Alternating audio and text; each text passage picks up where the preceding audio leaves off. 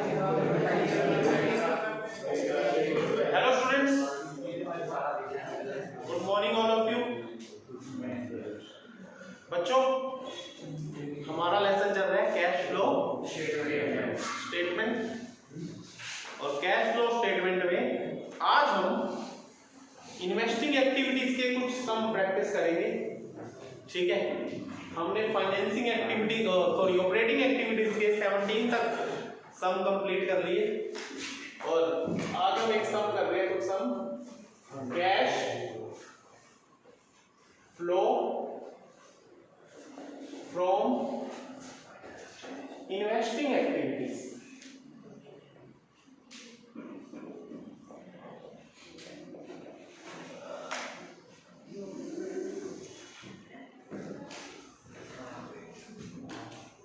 बच्चों, investing activity सबसे easy है। कैसे?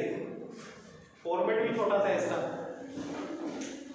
फिक्स एसेट खरीदना बेचना। फिक्स एसेट्स में दो तरह की एसेट्स होती है, टेंजिबल और इनटेंजिबल। ठीक है, दोनों को खरीदना और दोनों को बेचना। एक तो ये बात होगी। दूसरी बात, लॉन्ग टर्म इन्वेस्टमेंट को खरीदना और बेचना। ठीक है, खरीदोगे तो पैसा जाएगा, बेचोगे तो पैसा आएगा।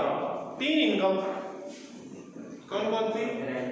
रेंट रिसीव्ड, इंटरेस्ट रिसीव्ड और डिविडेंड रिसीव्ड। इतना सा फॉर्मेट है और बिल्कुल इजी से सम में इसके करते हैं। सम नंबर 19 देखें। ये कुछ बातें दी हुई है इन्वेस्टिंग एक्टिविटीज की। प्लांट 6,20,000 का खरीदा। एक साइड दिया हुआ है परचेज, एक साइड दिया हुआ है सेल। तो वो जो खरीदा, यहां लिखेंगे परचेज हो प्लांट 6,20,000। पैसे आए या गए? जब कुछ खरीदते हो तो पैसे गए। बेचा भी है, साथ ही लिख दो। बेचने के लिए क्या लिखेंगे? Proceed from sale of plant. कितने का बेचा? 2 लाख का बेचा। इन्वेस्टमेंट खरीदी, क्या लिखोगे? Purchase of investment.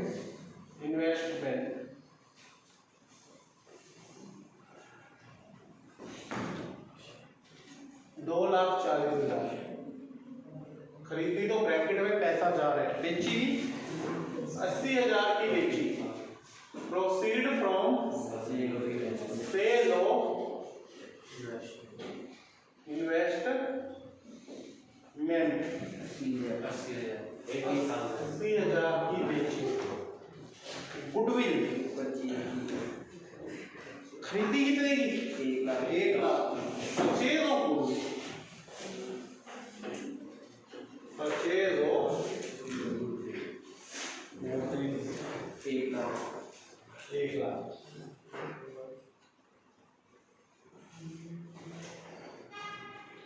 Patents, patents 1.5 lakh के बेचे। Cell of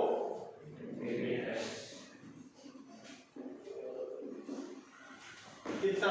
1.5 lakh. बेचे हैं तो पैसा आ रहा है। अब नीचे कुछ एडिशनल इंफॉर्मेशन है। इंटरेस्ट रिसीव्ड ऑन डिबेंचर, ये हमने इन्वेस्टमेंट कर रखा था डिबेंचर में। तो इंटरेस्ट रिसीव्ड, पैसा आया है क्या? आया। कितना? 8,000। इंटरेस्ट पेड, पेड नहीं आता इसमें। इसमें कौन सा आता है? इंटरेस्ट। Dividend received 20,000। जिसको फॉर्मेट आता है उसके लिए बच्चों का खेल है ये। डिविडेंड 20,000। डिविडेंड पेड इसमें आता नहीं। एक किलो लैंड खरीदी थी बच्चों, और हमने उसको इन्वेस्टमेंट पर्पस में खरीदा है। कोई लैंड खरीद लेते हैं, किराए पे दे देंगे। किस पे दे देंगे? किराए पे। 30,000 किराया आ रहा है उसका। कितना किराया है? 30,000। तो रेंट रिसीव्ड कितना? 30,000। इसका टोटल मार दो, आंसर आ जाएगा क्या? तो इसका टोटल आ रहा है बच्चों 4,72,000 माइनस का आ रहा है। तो यहाँ कैश जनरेटेड नहीं लिखोगे, cash used in investing activities. ठीक है बच्चों, बहुत यही समझा।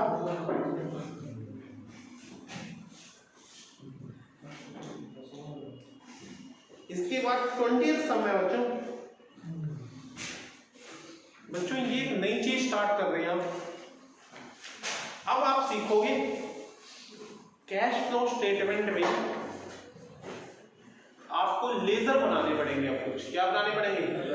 कैश फ्लो स्टेटमेंट का फॉर्मेट तो बनाओगे, सम तो करोगे, बट आप लेजर वर्किंग नोट में बनाओगे। ठीक है, अब एक बच्चा पूछता है सर लेजर, बात समझ में नहीं आई। देखो हम जितने भी सम करेंगे, मैंने आपको एक बात बताई, जितने भी हम कैश फ्लो स्टेटमेंट के सम करेंगे या एग्जाम में अगर 8 नंबर का सम आ जाता है तो तीनों फॉर्मेट बनाने होंगे। क्या? पहले ऑपरेटिंग एक्टिविटी, फिर इन्वेस्टिंग एक्टिविटी, फिर समझ लो बात। और आपको क्वेश्चन के रूप में क्या दिया मिलेगा? बैलेंस शीट दी मिलेगी और P&L का फॉर्मेट, स्टेटमेंट ऑफ P&L दिया मिलेगा। क्या दिया मिलेगा? स्टेटमेंट ऑफ और बैलेंस शीट। अब बैलेंस शीट की बात करूं तो बैलेंस शीट आपको 2 साल की दी होगी, करंट ईयर की भी और प्रीवियस ईयर की भी। मेरी बात सुनना बच्चों ध्यान से, क्योंकि जो बच्चे ध्यान से पढ़ लेते हैं ना एक बार क्लास में, तो उनसे सम घर पे बहुत इजीली निकलते हैं, ये तो बहुत परेशान रहेंगे। फिर से बोलता हूं ये बात, जो बैलेंस शीट क्वेश्चन में दी होगी ना वो 2 सालों की दी होगी, एक करंट ईयर और दूसरा क्या? Previous year. मैं एक एग्जांपल देके बताता हूं मैं आपको एक बात। बैलेंस शीट 2 साल की दी होती है, एक मान लो यहाँ दिया हुआ है 2020, करंट ईयर यहाँ 2019। ठीक है, अब एक किसी फिक्स्ड एसेट की बात करता हूं, मैंने यहाँ लिखा फिक्स्ड एसेट्स, कोई भी है, प्लांट है, लैंड है, बिल्डिंग है, कुछ भी। 2019 में वो फिक्स्ड एसेट थी 2 लाख, 2020 में हो गई वो 3 लाख। बच्चों ये बात क्या प्रूव कर रही है? हमने 1 लाख रुपए की बिल्डिंग खरीदी है, 1 लाख की बिल्डिंग खरीदी है। अगर यहां होता 4 लाख और यहां होता कितना? 3 लाख। अब 1 लाख रुपए की बिल्डिंग बेची है। हाँ, अभी सारी बात बता रहा हूं, एक एक करके सारी बात आएगी बच्चों। अगर सिर्फ ये 2 बातें दी हुई हैं, उनके अलावा कोई और डेप्रिसिएशन से रिलेटेड बात नहीं दी, तो हम ये मानते हैं 4 लाख यहाँ 3 लाख यहाँ तो 1 लाख की बेची, अगर यहाँ तक मैं यहाँ जा रहा तो उतनी खरीदी। समझ में आ रही बात? ठीक है, अब इन फिक्स्ड एसेट्स के अलावा एक हो गया बच्चों, इसको बोलते हैं ओपनिंग बैलेंस। क्या बोलते हैं? Opening balance. जो प्रीवियस ईयर का होता है ओपनिंग बैलेंस होता है, और जो करंट ईयर का होता है वो क्या होता है? Closing balance. इन दोनों के अलावा नीचे एडिशनल इंफॉर्मेशन दे रखी है। क्या दे रखी है? Additional information. अब उस एडिशनल इंफॉर्मेशन में डेप्रिसिएशन भी दिया हो सकता है, उस एडिशनल इंफॉर्मेशन में कोई लैंड का टुकड़ा, ये फिक्स एसेट में मान लो लैंड है, कुछ भी है, बिल्डिंग है, वो लैंड का टुकड़ा बेच भी रहे होते हैं, किसी में खरीद भी रहे होते हैं। ठीक है, तो इसी फिक्स एसेट से रिलेटेड तीसरी बात जब और दे रखी है तो आपको ऐसे पता नहीं चलता खरीदी या बेची या क्या हुआ, तब उस सिचुएशन में आपको उस चीज का क्या बनाना पड़ता है? लेजर। क्या बनाना पड़ता है?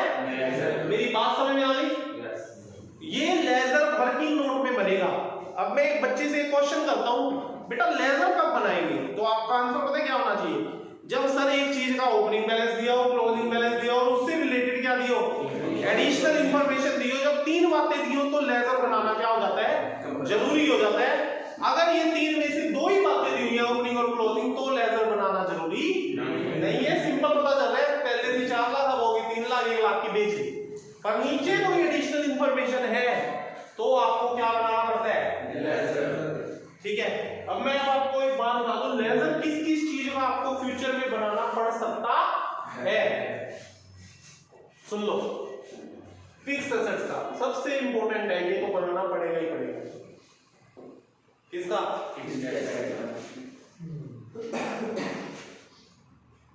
इन्वेस्टमेंट का, लॉन्ग टर्म इन्वेस्टमेंट का लेजर बनाना पड़ेगा। तीसरा, एक्यूमुलेटेड डेप्रिसिएशन का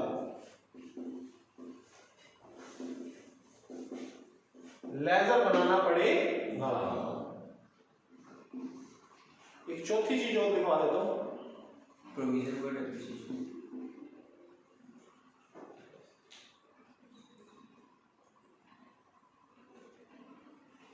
प्रोविजन फॉर टैक्सेशन।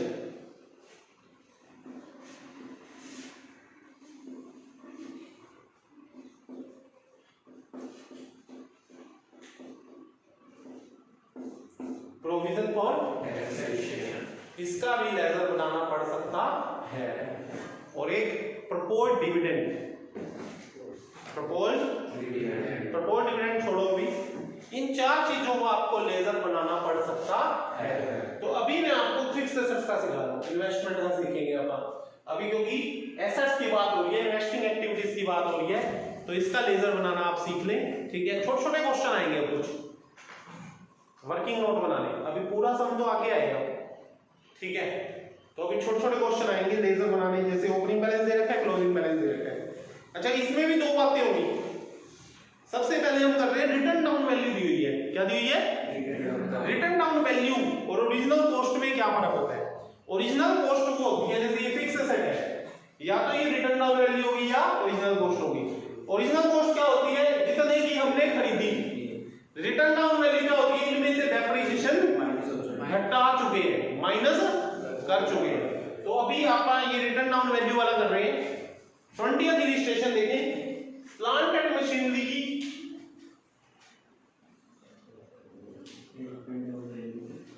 2019 में और 2018 2 साल दे रखे हैं। 19 में तो है बच्चों 8,60,000, कितना है? और 18 में है 7,20,000। इससे तो पता चल रहा है बढ़ रही है। पर नीचे दो बातें और दे रखी हैं एडिशनल इंफॉर्मेशन में। डेप्रिसिएशन 85,000 चार्ज कर दें, लिख ही देते हैं, सम पूरा हो जाएगा। डेप्रिसिएशन कितना चार्ज करना है?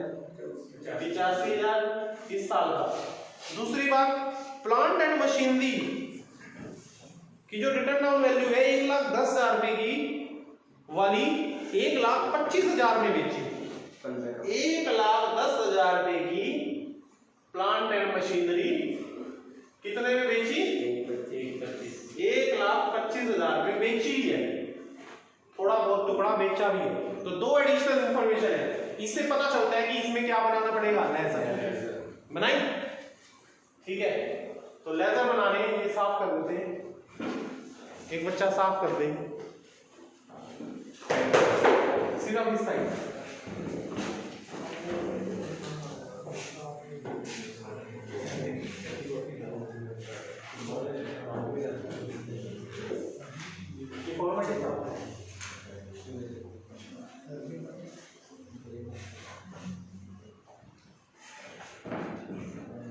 बच्चों लेजर बनाना देख ले, बहुत इजी होते हैं लेजर बनाने। यहां लिखेंगे प्लांट एंड मशीनरी अकाउंट, +1 में बनाते थे लेजर।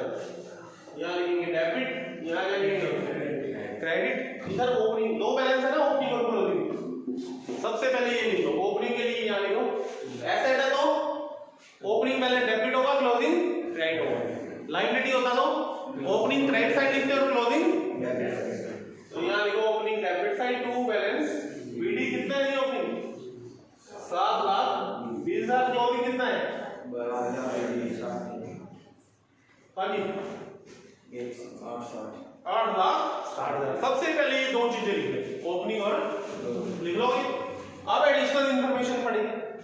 पहली क्या है? डेप्रिसिएशन। +1 याद है? डेप्रिसिएशन चैप्टर याद होगा आपको। डेप्रिसिएशन चैप्टर मशीन का अकाउंट बनाते थे, डेप्रिसिएशन किधर लगाते थे? इधर या इधर? सेम वही चीजें है।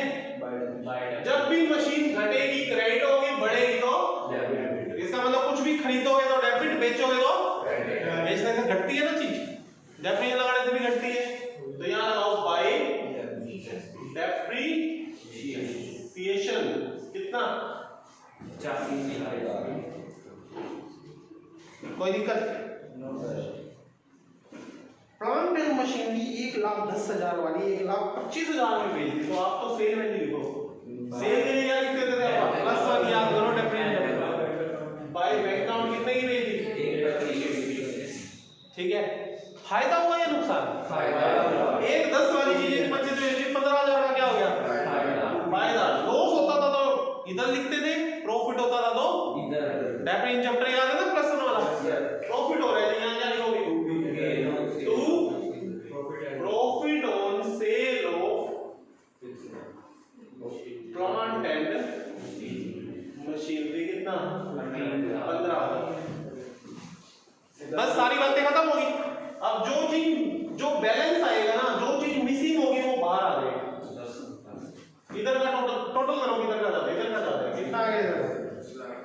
10 लाख। यहाँ भी लिख दो 10 लाख 70 में से माइनस करो 3,35,000। अब यहाँ बैलेंस सीडी नहीं लिखना कुछ, क्योंकि सीडी तो पहले ही दिया हुआ है। ये कोई ना कोई आइटम क्या है? मिसिंग है। इसमें क्या है? मिसिंग है। तो इस साइड अगर मिसिंग होना होगा ना बच्चों, तो इधर मिसिंग होगा परचेज। ये आपने और खरीदी है प्लांट एंड मशीनरी, नीचे ब्रैकेट में लिख दो परचेज ऑफ प्लांट एंड। अगर इस साइड मिसिंग होगा, या तो डेप्रीसिएशन मिसिंग होगा, या बेचना मिसिंग होगा, या लॉस मिसिंग होगा। इस साइड मिसिंग होगा तो या खरीदना मिसिंग होगा या प्रॉफिट मिसिंग होगा। दो चीजें इधर मिसिंग होगी, इधर कितनी चीजें मिसिंग होगी? 3। इधर क्या क्या? या ये या लॉस, इधर या प्रॉफिट या खरीदना, इधर दो ही चीजें आती हैं। ओपनिंग और क्लोजिंग हमेशा दिया हो, ठीक है। एक बात और बता देता हूं, जब आपका लेजर बन जाता है तो आपके 2 हाथ है ना, दोनों हाथों में ओपनिंग और क्लोजिंग छुपा लो ओपनिंग और क्लोजिंग। बाकी सारी चीजें कहीं ना कहीं कैश फ्लो स्टेटमेंट में जाएंगी। कहां जाएंगी? ये बच्चों वर्किंग नोट है, ये वर्किंग नोट बनाना सिखा रहा हूं, छोटे छोटे क्वेश्चन है। पेपर में तो 8 नंबर का सम आएगा, समझ लो मेरी बात। अब बताओ डेप्रीसिएशन कहां जाएगा? ऑपरेटिंग एक्टिविटी में नेट प्रॉफिट में क्या होता है? ऐड। ये क्या खरीद रहे हो बेच रहे हो? बेच रहे हो, कहां जाएगा? इन्वेस्टिंग में ऐड। ये profit on sale of fixed asset, operating activity में माइनस। खरीद रहे हो, इन्वेस्टिंग में माइनस। तो चारों चीजें कहीं ना कहीं आ गई, ओपनिंग और क्लोजिंग नहीं जाती, बस कहां? कैश फ्लो स्टेटमेंट में कहीं भी नहीं आती। समझ में आ गई? तो वर्किंग नोट बनाने से 4 आइटमें बाहर आ गई। कैश फ्लो में लिखो, सेकंड में जल्दी जल्दी लिखी जाएगी। वर्किंग नोट ध्यान से बनाना। तो इस तरह के सम में बच्चों ये लेजर लूजर बनाने वाली। अगला बिल्डिंग है, कर लोगे आप 21वां।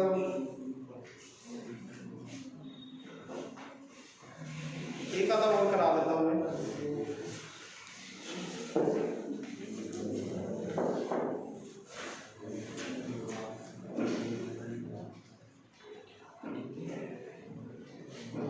सम देखिए,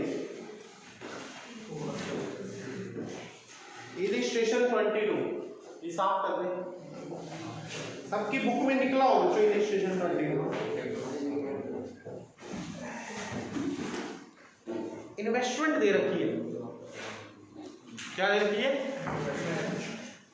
ओपनिंग है 8 लाख, क्लोजिंग है 18 लाख। लॉन्ग टर्म इन्वेस्टमेंट एक और भी दे रखी है 5 लाख 1,50,000।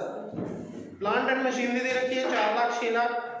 गुडविल दे रखी है 40,000 1,20,000। एडिशनल इंफॉर्मेशन में दे रखा है डिविडेंड रिसीव किया 9%। और एक मशीन थी उसकी भी एडिशनल इंफॉर्मेशन दे रखी है। कहता है cash flow from investing activity बनाओ, बना देते हैं बच्चों। Cash flow from investing activities.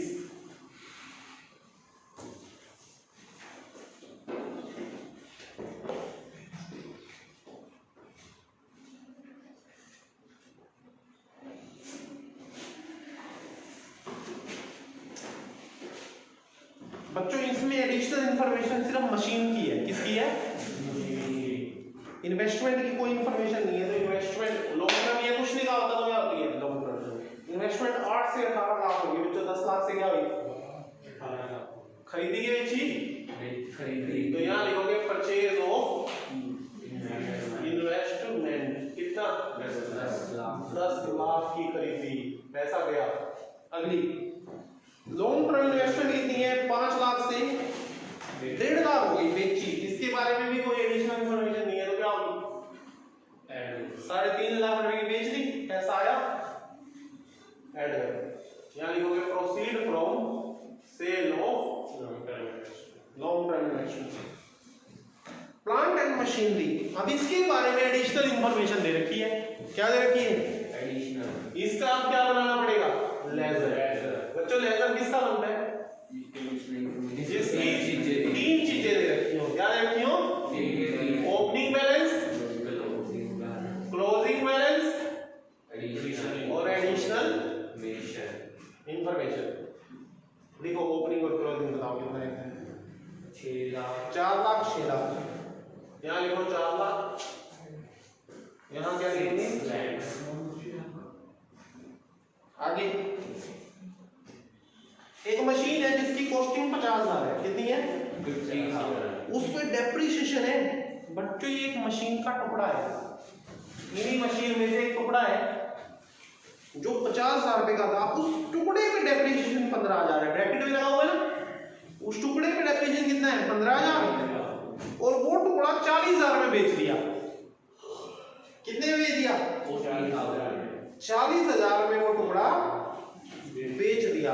और डेप्रिसिएशन करंट ईयर का भी दे रखा है 55,000। कितना दे रखा है?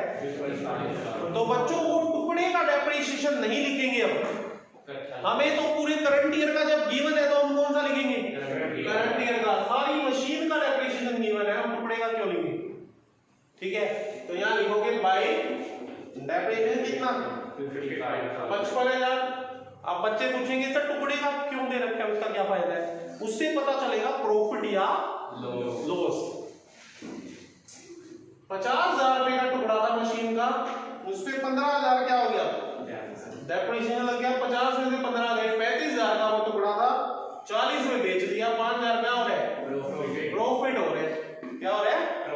तो पहले तो बेचने वाली बात देखो। यहाँ क्या लिखोगे? Buy back. कितने बेचा? 5,000 का क्या हुआ? यहाँ लिखोगे to profit on sale of plant and कितना? 5,000 प्रॉफिट हो गया। बस क्या दिक्कत है? वही टोटल करके क्या निकालो? बैलेंस निकालो। यहाँ आ जाएगा missing item to bank account और ब्रैकेट में लिखो परचेज ऑफ मशीन की कितने की आ जाएगी? टोटल करके माइनस करोगे 2,90,000। 2,90,000। ठीक है बच्चों, अब ओपनिंग और क्लोजिंग को छुपा लो, बाकी सारी चीजें किसी ना किसी एक्टिविटी में आएंगी। ये ऑपरेटिंग एक्टिविटी में जाएगा, ये और ये परचेज और सेल इन्वेस्टिंग में जाएंगे। परचेज कितने की हुई है? 2,90,000। यहाँ लिखोगे परचेज ऑफ प्लांट एंड 40,000 की टैक्सी है। Proceed from sale of machinery. कोई दिक्कत? ठीक है जी।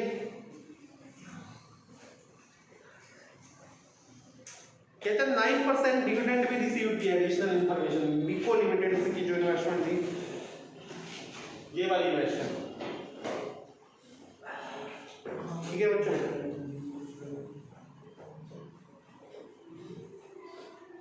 अब इसमें एक बात आती है बच्चों,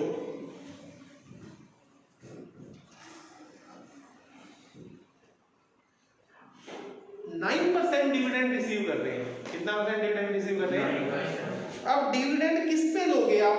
8 लाख पे लोगे या 18 लाख पे लोगे? 8 लाख पे लोगे या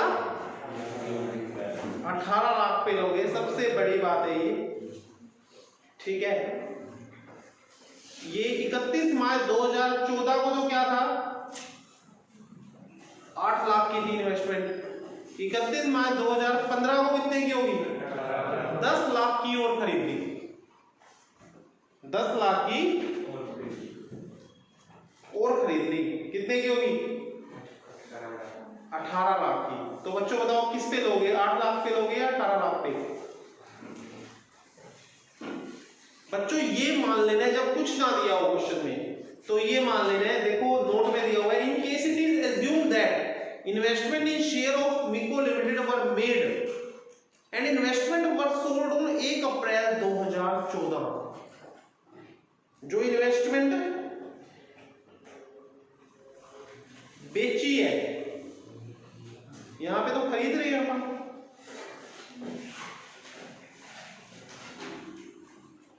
यहां पे तो खरीद रहे हैं। जो इन्वेस्टमेंट खरीदी है 8 लाख से कितनी हुई है, 18 लाख। एक बार आप 8 लाख का 9% करना, 72,000 और 18 लाख का 1,62,000। तो बच्चों एक चीज एज्यूम कर लें आप, कल को आपने याद भी रखनी है कि अगर इन्वेस्टमेंट आप खरीद रहे हैं या बेच रहे हैं, इसमें तो क्या कर रहे हैं, खरीद रहे हैं, क्या कर रहे हैं, तो ये मान लेंगे कि इन्वेस्टमेंट अभी अभी खरीदी है। कब खरीदी है, ठीक है। 31 मार्च 2014 को तो है 8 लाख की, 31 मार्च 2015 को है 18 लाख की। ये मान लेंगे इन्वेस्टमेंट 1 अप्रैल 2014 को हमने खरीद ली थी, कितने की, 18 लाख की, 10 लाख की और खरीद ली थी। ये जो खरीदी है ना 1 अप्रैल 2014 को खरीद ली थी। कब खरीद ली थी, 1 अप्रैल 2014। तो 8 से ही कितने की हो गई, 18 की हो गई 1 अप्रैल 2014 को, और हम 31 मार्च 2015 को इंटरेस्ट कैलकुलेट कर रहे हैं, तो पूरे 18 लाख पे कैलकुलेट करेंगे, ना कि 8 लाख पे। 18 लाख का 9% बनेगा कितना, 1,62,000, 1,62,000। अगर क्वेश्चन में कहा हुआ है, क्या कहा हुआ है कि इन्वेस्टमेंट इस डेट को खरीदी है, तो अच्छी बात है, 1 अप्रैल को खरीदी है, 31 मार्च। कुछ नहीं कहा हुआ तो ये मान लेंगे कब खरीदी है, अभी अभी मतलब करंट ईयर में आज ही खरीदी है। आज क्या 31 मार्च 2015, आज क्या 31 मार्च 2015, ठीक है। तो बच्चों दो बातें हो गई कि अब 8 लाख पे लगाओगे या 18 लाख पे। अगर क्वेश्चन में कहा हुआ है कि 1 अप्रैल 2014 को खरीदी है, लिखा होता है, इसमें तो लिखा नहीं हुआ। जो 10 लाख की और इन्वेस्टमेंट खरीदी है वो कब खरीदी है, 1 अप्रैल 2014 को। तो बच्चों साल के शुरू में इन्वेस्टमेंट 10 लाख की और खरीद ली गई थी। टोटल कितने की हो गई, 18 लाख की। 18 लाख पे क्या लगा दो, इंटरेस्ट लगा। अगर कहा हुआ है 31 मार्च को खरीदी है 2015 को, 1 साल बाद, ये अभी तो बच्चों इसका मतलब जो 10 लाख की और इन्वेस्टमेंट खरीदी है ना वो अभी खरीदी है, तो इंटरेस्ट किस पे लगाओगे, 8 लाख पे। क्यों, क्योंकि नई 10 लाख वाली तो अभी खरीदी है, उस पे तो इंटरेस्ट 1 साल बाद बनेगा। समझ गए बात। अब बात आती है क्वेश्चन में कुछ नहीं कहा हुआ, तो आप सोच है कि हम क्या एज्यूम कर रहे हैं। बच्चों फिर क्या करना होता है, आपका सीबीएसई में पेपर में आ गया, यही क्वेश्चन आ गया। अब सीबीएसई में आप नीचे नोट बना के लिख के दे के आओगे क्या, कि आप कब एज्यूम कब कर रहे हो कि अभी खरीदी गई, 1 साल पहले खरीदी, ठीक है। तो जो सीबीएसई की डीके गोयल की बुक में जितने क्वेश्चन है उसमें तो ये एज्यूम किया हुआ है कि अभी खरीदी है। क्या खरीदा, अभी। अगर कुछ नहीं कहा हुआ तो अभी खरीदी है। तो बच्चों अगर अभी खरीदते हो 10 लाख की, 31 मार्च 2015 को खरीद रहे हो, फिर इंटरेस्ट 8 लाख नई वाली इन्वेस्टमेंट पे तो लगेगा नहीं, किस पे लगेगा, 8 लाख पे। तो मैं डीके गोयल की बुक चेक कर रहा हूं, अभी देखा है मैंने सॉल्यूशन, तो उस सॉल्यूशन में 8 लाख पे लगाया हुआ है। 8 लाख पे कितने परसेंट,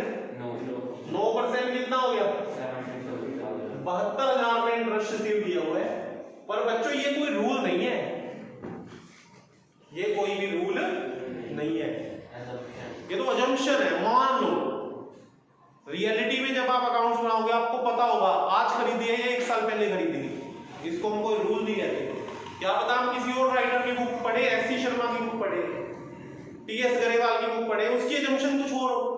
डी.के. गोयल की क्या अजम्पशन है कि जब कुछ ना दिया हो क्वेश्चन में तो क्या मान लो, दोबारा से बोल रहा हूं ये बात, क्या मान लो कि नई इन्वेस्टमेंट जो खरीदी है अभी खरीदी है और इंटरेस्ट किस पे लगेगा, फिर पुरानी वाली पे लगेगा। तो मैंने 72,000 डी.के. गोयल की बुक से देख के लगा दिया। तो आप डी.के. गोयल की बुक ही पढ़ते हैं, डी.के. गोयल वाला ही रूल लगाए, ठीक है, समझ में आ गई बात। तो यहाँ क्या लिखेंगे, इंटरेस्ट रिसीव्ड कितना 72,000। और क्या रह गया बच्चों,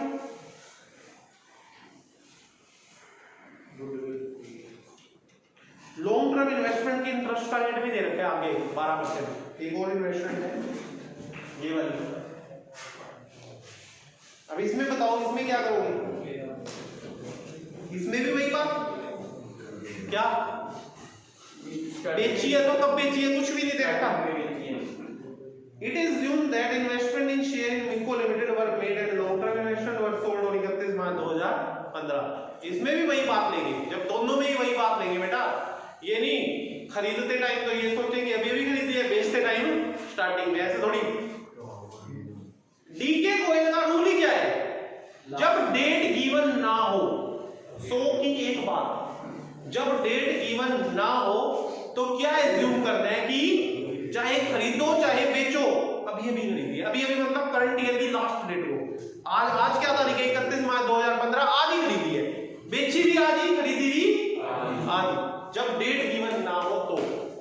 अब आज ही बेची है तो इंटरेस्ट किस पे लगाओगे, स्टार्टिंग वाली भी लगाएंगे, स्टार्टिंग वाली भी लगाएंगे 5 लाख पे, किस पे लगाएंगे 5 लाख पे इंटरेस्ट लगा दो जी, 12% कितना हो गया 60,000। इंटरेस्ट रिसीव्ड ऑन, ये लॉन्ग टर्म इन्वेस्टमेंट है और वो इन्वेस्टमेंट ऑफ माइको लिमिटेड, ऐसे कुछ है, 60,000 ये रिसीव हुआ।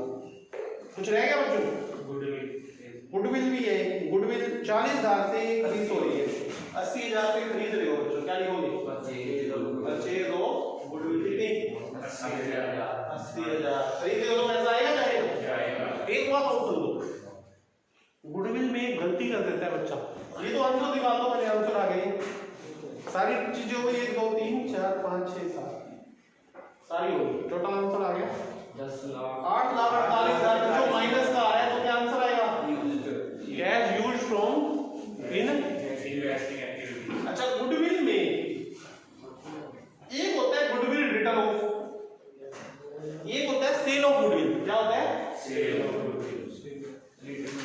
फर्क कैसे पता चलेगा, बढ़ती है या घटती है, अरे बढ़ने का तो अलग ही मैटर है, बढ़े देंगे तो बढ़ भी होगी। यहाँ 50,000 है, ये 2020 साल है, ये 2019 है, यहाँ 50,000 है, यहाँ 40,000 है, ये तो बढ़ दी है, ये तो क्या है, परचेज ऑफ गुडविल। अच्छा, यहाँ 40 है, यहाँ 50 है, इसका मतलब क्या है, सेल ऑफ गुडविल है। क्या है, सेल ऑफ गुडविल। नहीं लिखा होगा अगर सेल ऑफ गुडविल तो सेल ऑफ गुडविल है, क्वेश्चन में गिवन होगा ये गुडविल बेची है कहीं ना कहीं, अगर कुछ गिवन नहीं है ना, यहाँ पर ऐसे लिखा हुआ है गुडविल, तो क्या लिखा हुआ है, और 50 से कितनी हो रही है 40, तो भैया इसको गुडविल रिटर्न ऑफ मानते हैं। क्या मानते हैं, सेल ऑफ गुडविल कब मानते हैं, जब लिखा हो sale of goodwill, otherwise goodwill return off हो रही है। रिटर्न ऑफ का मतलब भी यही होता है गुडविल घट रही है, बेचते हैं तो भी गुडविल क्या होती है, घटती है। पता कैसे लगाओगे, ये बेची है या रिटर्न हो रही है, अभी बता रहा हूं, यहाँ पे कुछ भी नहीं लिखा हुआ तो क्या मानेंगे, रिटर्न ऑफ। गुडविल की वैल्यू घट गई, हमारी मार्केट में इज्जत घट गई है, और गुडविल एक बेचना, उसका कैसे पता लगाओगे, सेल गिवन होगा। तो बच्चों आप घर से